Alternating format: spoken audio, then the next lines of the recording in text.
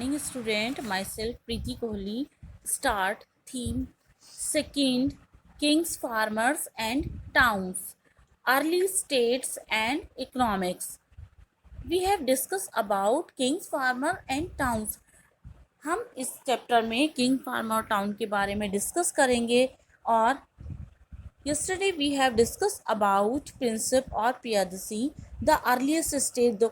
आपके 16 महाजनपद थे, वो किस तरह से इस्टेब्लिश हुए, क्या उनकी इम्पोर्टेंस थी और कि किस तरह से उनके बीच में जो 16 महाजनपद थे, किन जनपद, कौन कौन से ऐसे महाजनपद थे जिनकी बहुत ज़्यादा इम्पोर्टेंस थी या बहुत ही ग्रेट थे, ये सब हम डिस्कस कर चुके हैं कि किस।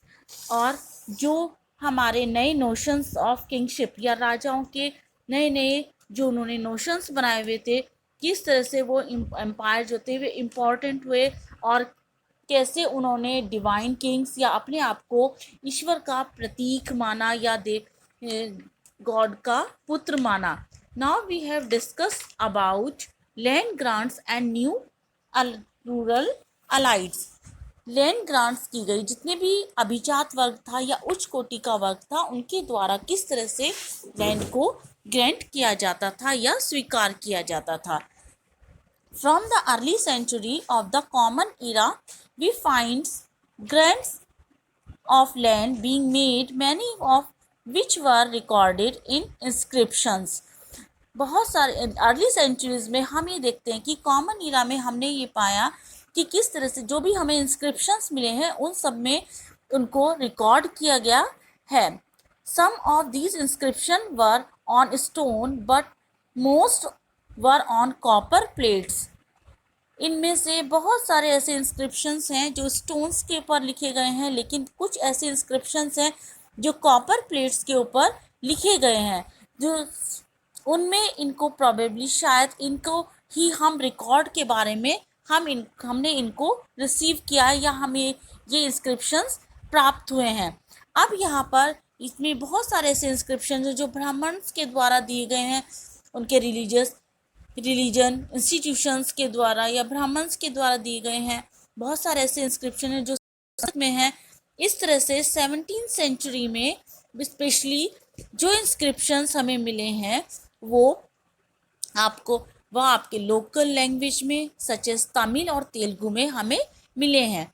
Prabha Gupta was the daughter of one of the most important ruler in early Indian history, Chandragupta II. Prabha Gupta most ruler, जो इम्पोर्टेंट रूलर था इंडियन हिस्ट्री में, चंद्रगुप्त सेकंड या द्वितीय की बेटी थी। उसकी मैरिज एक अनदर इम्पॉर्टेंट रूलिंग फैमिली से हुई थी और जिसका नेम था वकाटास। वो बहुत ज़्यादा पावरफुल राजा था। उसके अकॉर्डिंग संस्कृत में लीगल टेक्स्ट में women were not suppose to have independent access to resources such as land.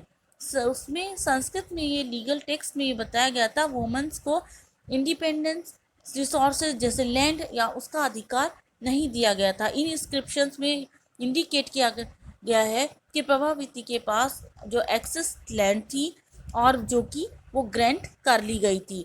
अब यहाँ पर उसको यूनिफॉर्मली इम्प्लीमेंटेड किया गया लीगल टेक्स्ट के द्वारा। और ये बहुत सारे हमें इंस्क्रिप्शंस मिले हैं जिनमें ये आइडिया दिया गया है कि रूरल पॉपुलेशन में जितने भी ब्राह्मण्स इंक्लूड थे, पीसेंट्स थे, एज वेल एज अदर, सभी के द्वारा ये एक्सपेक्टेड था कि उनको जो भी उन्होंने प्रोड्यूस किया था राजा और उनके रिप्रेजेंटेटिव्स के द्वारा, अकॉर्डिंग टू द इंस्क्रिप्शंस, उन्होंने ये ऑबे किया। नए लॉर्ड्स के द्वारा जो भी उन्होंने विलेज में वहाँ पर जो भी नए लॉर्ड्स बनाए गए थे, और perhaps pay him all these dues, उनको ये बताया गया कि उन्हें सबको ये ड्यूज पे करने होंगे। Land grant such as this one have been found in several parts of the country. जो लैंड थी उसको ग्रांट की गई, जो सेवरल पार्ट्स थे कंट्री के, उसमें उनको ग्रांट कर लिया गया। और इस तरह से यहाँ पर जो उनके इम्पैक्ट पड़ा कि ये था कि लैंड को डिबेट के द्वारा, जो हिस्टोरियंस का ये माना हिस्टोरियंस का ये मानना है कि जो एग्रीकल्चर में न्यू एरियाज थे और अदर सजेस्ट किए गए थे वर इंडिकेटिव द वीकिंग पॉलिटिकल पावर्स, और जिन राजाओं ने अपनी पावर को खो दिया था वो ओवर देयर सामंतास, वो सामंत के ऊपर कंट्रोल करते थे।